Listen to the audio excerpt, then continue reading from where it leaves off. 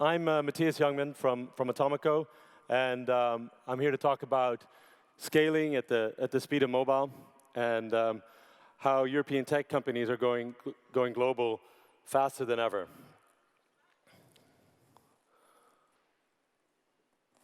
So at Atomico, we believe that great companies come from anywhere. And the rate of change that's happening in the market, it's hard to know really what that looks like. So we took the data, as we see here in front of us, and we looked at companies created over the last decade that reached a $1 billion valuation. And the results were surprising.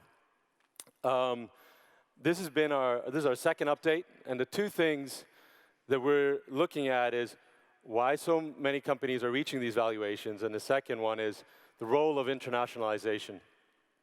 And as you can see from this map, we have $182 billion companies created over the last 10 years, and you can see that it's fairly well dispersed.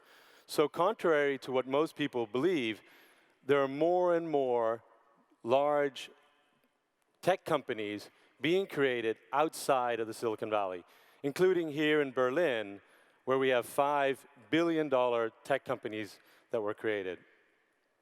And of course, the Silicon Valley is still the single most important hub and a major source of innovation. But what's interesting is if we look at this over time, you can see that the speed of growth of billion-dollar companies is increasing at an ever-increasing rate. Since the beginning of 2014, we saw an astounding 86 billion-dollar companies being created, of which 15 came from Europe. And we're really excited about the Berlin tech scene, which is why we've decided to take a space at the factory so we can be closer to the ecosystem, but also help support the next generation of category leaders. In fact, one of our portfolio companies, Wunderlist, had a momentous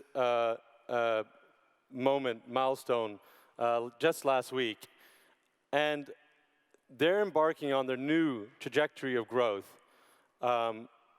since they've been bought by Microsoft. And for us, it was a really incredible ride, because when we looked at Wunderlist in a Series A, the Berlin tech scene was very nascent, but still bubbling. But since then, the team, Christian, Chad, Benedict, and Stefan, built an amazing product. But what I think, and what is so exciting, that the best kept secret is really the strength of their tech team, which really made this company successful.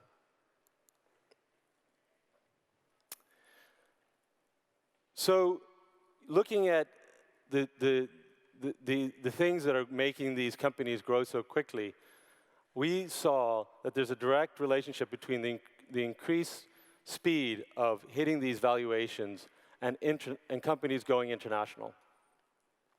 As you can see from the data that I show here, that on average, between 2003 and 2008, it took 3.4 years for a company to go international.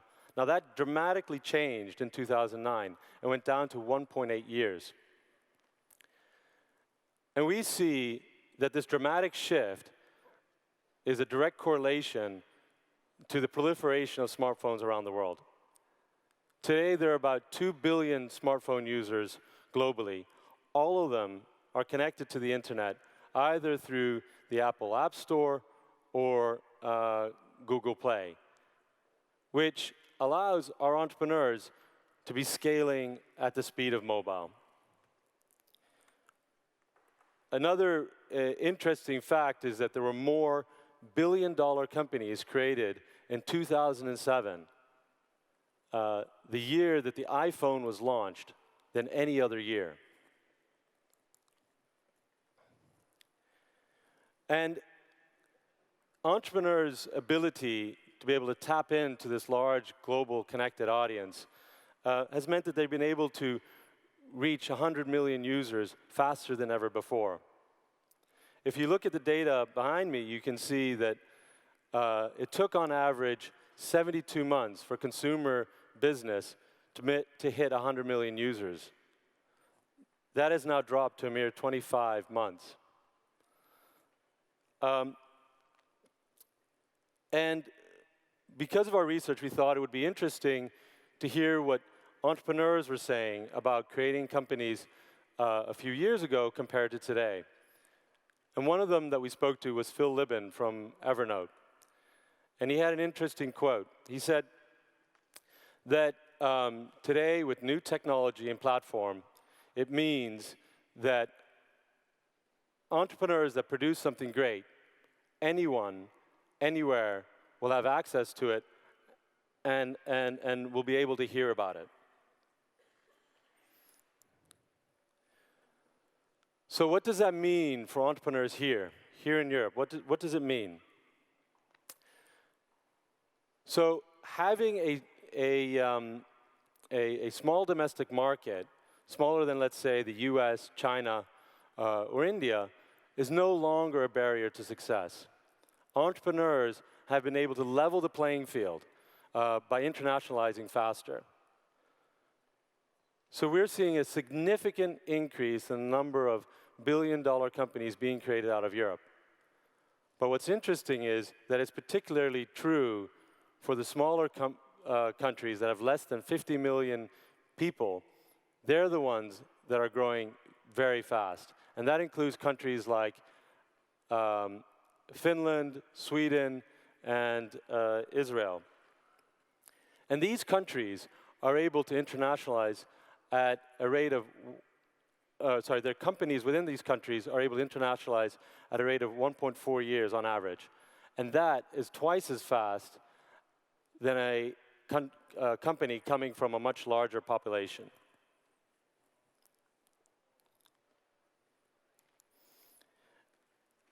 And then if we look at the differences between these different markets, we see that every one of the 17 billion-dollar companies that were created out of countries with less than 50 million people, all of them did so by going global. And we see the same trend here in Germany. You have here in Berlin the 5 billion-dollar companies that came out of our data set. You have Zalando, Rocket Internet, SoundCloud, Home24, Delivery Hero, and so on. They all did so by going global.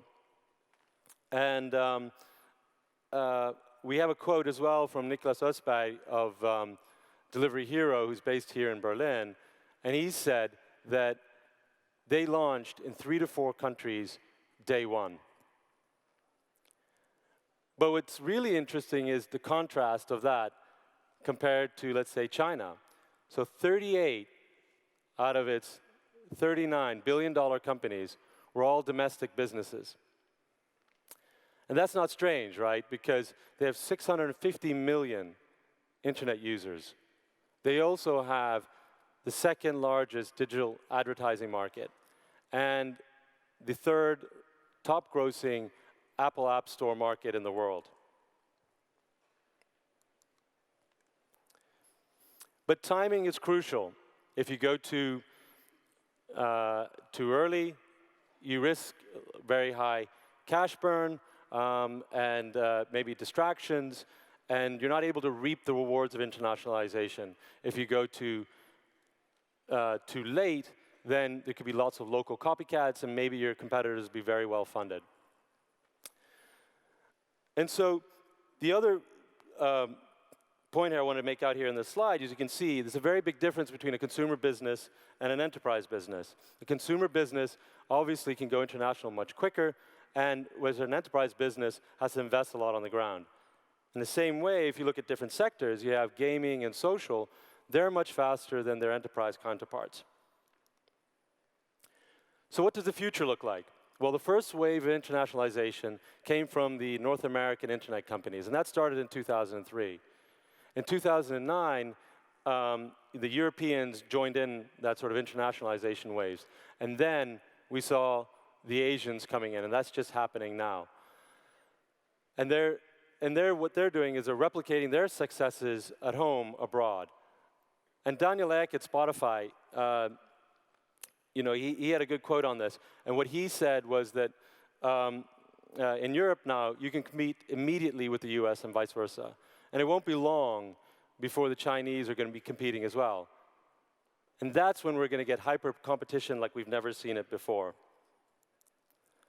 So what's the summary? Well, the summary is our project shows that great companies do come from anywhere, and there's more billion-dollar companies being created outside the valley than inside the valley, and the gap is increasing there. Technology companies are reaching super scale faster than ever. They're going global. They're hitting 100 million users and consequently hitting billion-dollar valuations. Companies from small markets can scale fast, and they can win the race. And finally, Asian entrepreneurs are least likely to go international, but that's set to change as they replicate their successes at home abroad. Thank you very much.